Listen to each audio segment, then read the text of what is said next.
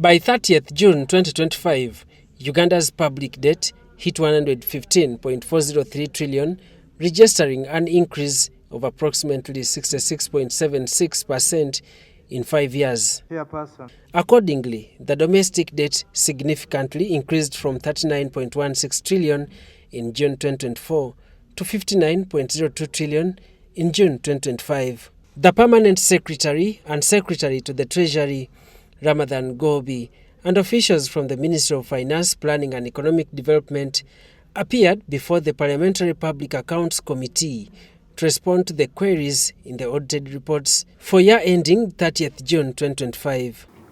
Whereas there has been an increase in the stock of debt and interest payments, the overall debt of Uganda is sustainable.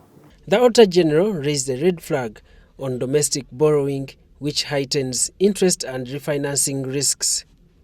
The report further cites that such funding carry shorter maturities, hence increasing the cost of debt servicing and crowding out the private sector.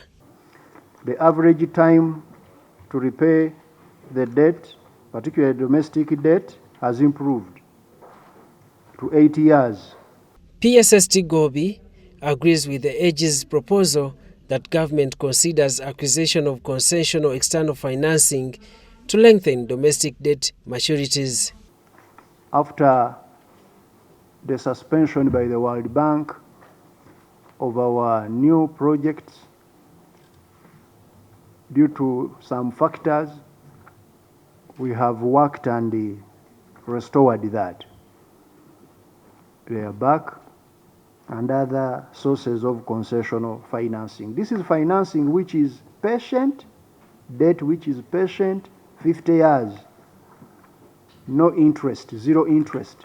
Ggoobi told MPs how the current debt can be managed in the medium term.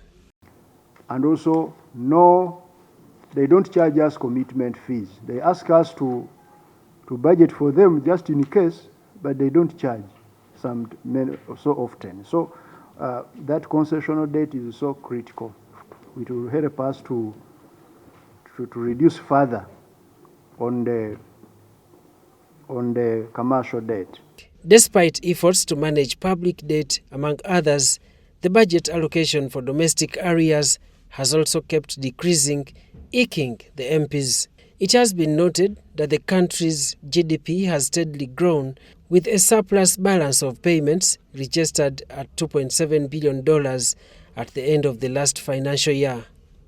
When asked about the criteria used to waive off taxes to some local companies, PSST Ggoobi was hesitant to clarify. There must be maybe a panel you are using where you have the people who are seeking. If we hear that kind of arrangement, not on your shoulders alone, that yes, this is how we do it, and the panel we are using, when people come in, they should address this particular area to handle their challenges. Because it's not that we are encouraging, but there is people foresee some kind of unfairness in the way this is done. They are telling you Sembule failed because of this. You did not see that Sembule needed an exemption.